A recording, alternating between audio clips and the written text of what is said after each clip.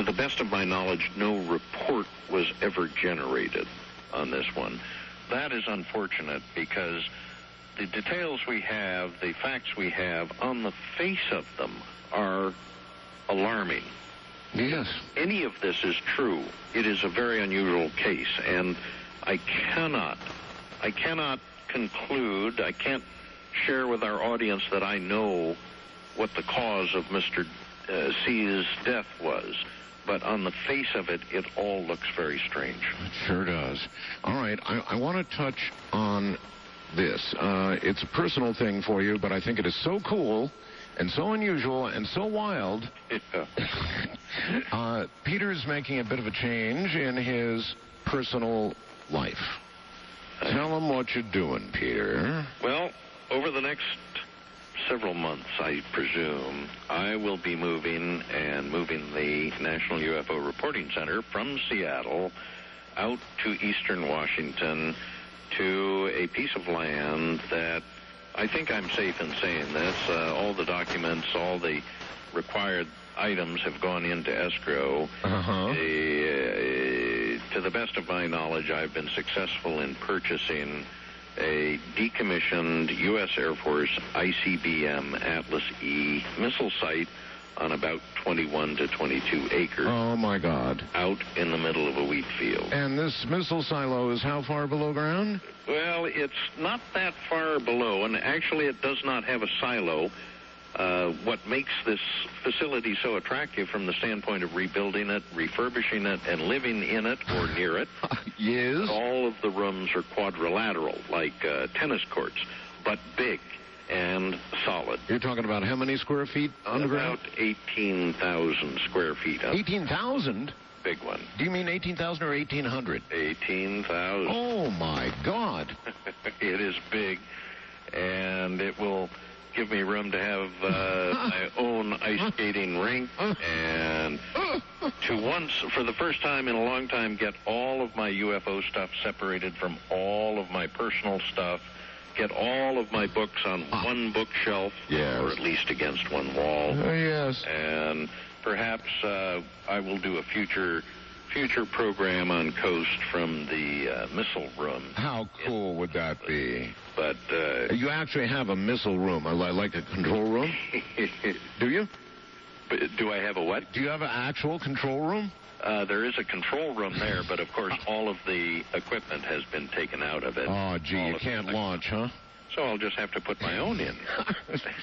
So the UFO Reporting Center will run out of perhaps the control room or the missile room or something. That is so cool. I imagine this big, open, super strong area with, like, pipes in a submarine running through it and wiring and all that kind of stuff. Is that still there? You got it.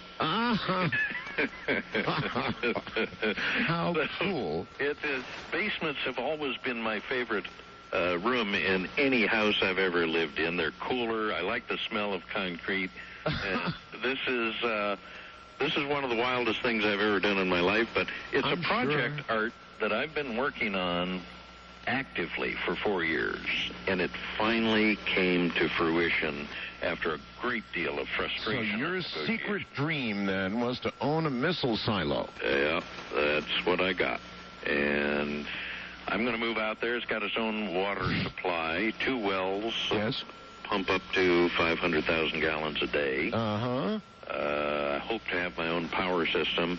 Frankly, it is a vote on my part, a vote of the level of confidence I have in our public officials to keep this country on track. Well, let me tell you, brother, when you own a missile silo, your neighbors don't screw with you.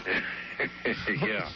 Now I'm keeping my eye open at Boeing surplus here in Kent for a used missile, just as a political statement. And well, I was considering for a while purchasing. You can buy these big rockets. Yeah. Now, you can't buy some aspects of them without a license, but you can buy these big rockets, and I was going to put one on my front lawn. There you go. Just sort of a statement, you know? Mm-hmm. And so perhaps something like that would be in order. What will we see topside, like a concrete bunker?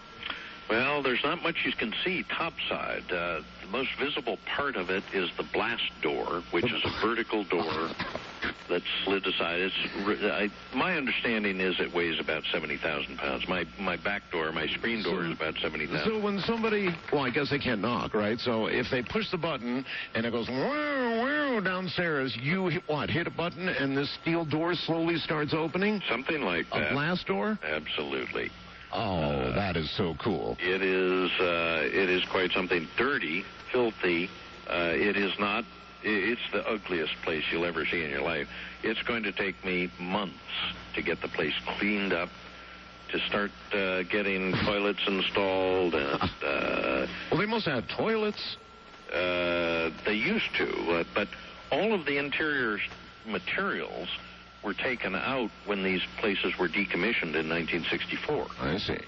So all of that has to be re-engineered, reinstalled, and so on. Now, you told me earlier this was during the days when we operated on a 30-minute...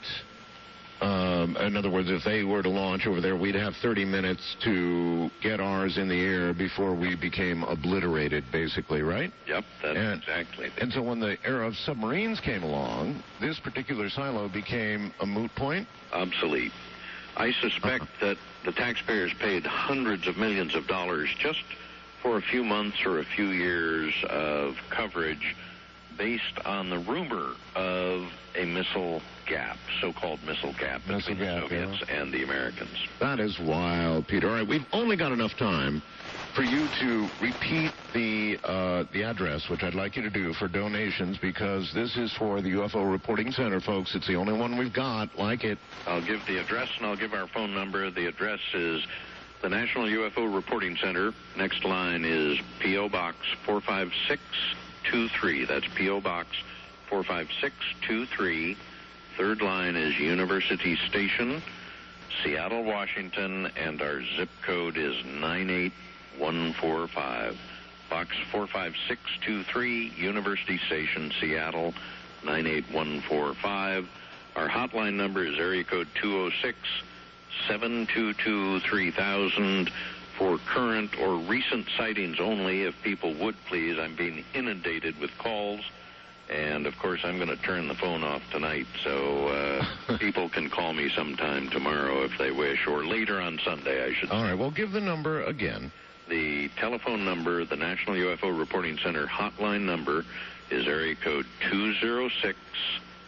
206-722-3000, 206-722-3000. And our website, where we have an online report form, is ufocenter.com. And I'd like to close with an appeal. Very quickly. Anybody who is in Arizona on the 13th of March, 1997, if they saw those things, please submit a report. All right, buddy. We're out of time. Thank you so much. very much, and good night. That's Peter Davenport, folks. What a program. I'll see you tomorrow night with Dr. Evelyn Paglini.